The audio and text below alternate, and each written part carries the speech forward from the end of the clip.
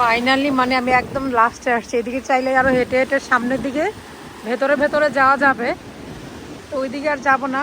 দেখে না ঢেউ কত জোরে জোরে আসতেছে, ঢেউ একদম জোরে জোরে চলে আসতেছে, আমার পায়ের কাছ পর্যন্ত পানি চলে আসছে।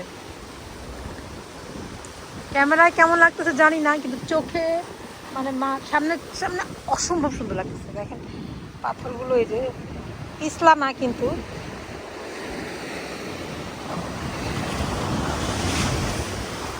সাউন্ড তো শুনতেই পাচ্তেছেন, ঢেউয়ের সাউন্ড কি গড়গড় করতেছে সাউন্ডে। এখানে দাঁড়ায় দাঁড়ায় ছবি তুললে অসম্ভব সুন্দর লাগবে। আমি এখানে একটু দাঁড়াই কিছুক্ষণ।